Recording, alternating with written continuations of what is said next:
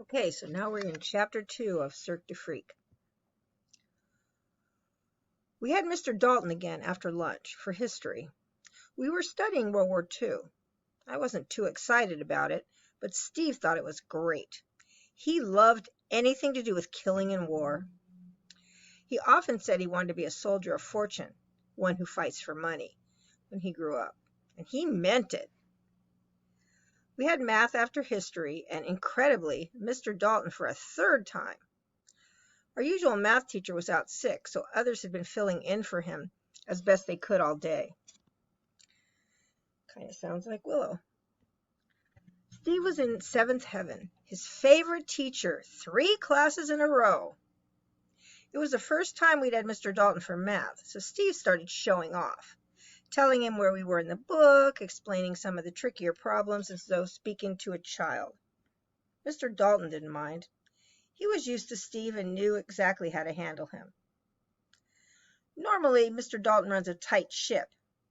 His classes are fun, but we always come out of them having learned something.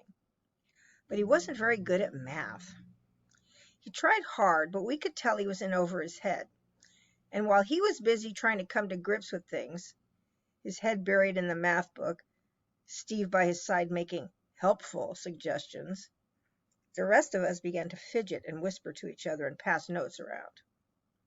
I sent a note to Alan, asking to see the mysterious piece of paper he'd brought in.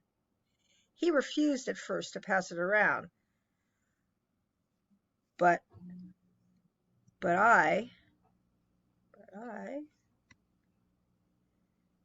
can't get to the next page.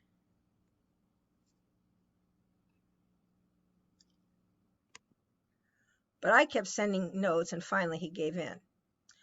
Tommy sits just 2 seats over from him, so he got it first. He opened it up and began studying it. His face lit up when he was reading, and his jaw slowly dropped. When he passed it on to me, having read it 3 times, I soon saw why. It was a flyer, an advertising pamphlet for some sort of traveling circus. There was a picture of a wolf's head at the top. The wolf had its mouth open and saliva was dripping from its teeth. At the bottom were pictures of a spider and a snake, and they looked vicious too. Just beneath the wolf, in big red capital letters, were the words, Cirque Du Freak. Underneath that, in smaller writing, for 1 week only, Cirque Du Freak, see, Siv and Circe, the twisting twins, the snake boy, the wolf man, Gerda Teeth, Larton Crepsley and his performing spider, Madame Octa, Alexander Ribs, the bearded lady, Hans Hands, Ramus Two-Bellies, the world's fattest man. Beneath all of that was an address where you could buy tickets and find out where the show was playing. And right at the bottom, just above the pictures of the snake and spider, not for the faint-hearted. Some restrictions apply. Cirque du Freak, I muttered softly to myself. Cirque was French for circus. Circus of freaks? Was this a freak show? It looked like it. I began reading the flyer again, immersed in the drawings and descriptions of the performers. In fact, I was so immersed, I forgot about Mr. Dalton. I only remembered him when I realized the room was silent. I looked up and saw Steve standing alone at the head of the class. He stuck out his tongue at me and grinned. Feeling the hairs on the back of my neck prickle, I stared over my shoulder, and there was Mr. Dalton standing right behind me, reading the flyer, his lips tight. What is this? He snapped, snatching the paper from my hands. It's an advertisement, sir, I answered. Where'd you get it? He asked. He looked really angry. I'd never seen him this worked up. Where'd you get it? He asked again. I licked my lips nervously. I didn't know how to answer. I wasn't going to tell on Alan, and I knew he wouldn't know it by himself. Even Alan's best friends know he's not the bravest in the world. But my mind was stuck in low gear, and I couldn't think of a reasonable lie. Luckily, Steve stepped in. Mr. Dalton, it's mine, he said. Yours? Mr. Dalton blinked slowly. I found it near the bus stop, sir, Steve said. Some old guy threw it away. I thought it looked interesting, so I picked it up. I was going to ask you about it later, at the end of class. Oh, Mr. Dalton tried not to look flattered, but I could tell he was. That's different. Nothing wrong with an inquisitive mind. Sit down, Steve. Steve sat. Mr. Dalton stuck a thumbtack on the flyer and pinned it to the bulletin board.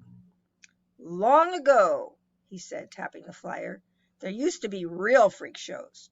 Greedy con men crammed malformed people in cages and... Sir, what's malformed mean? Somebody asked. Someone who doesn't look ordinary, Mr. Dalton said. A person with 3 arms or 2 noses. Somebody with no legs. Somebody very short or very tall. The con men put these poor people, who were no different from you or me except in looks, on display and called them freaks. They charged the public to stare at them and invited them to laugh and tease. They treated the so-called freaks like animals. Paid them little, beat them, dressed them in rags, never allowed them to wash. That's cruel, Delana Price, a girl near the front, said.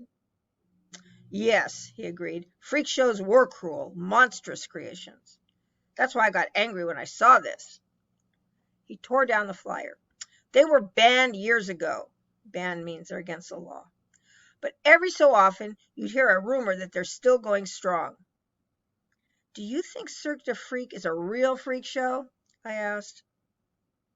Mr. Dalton studied the flyer again, then shook his head.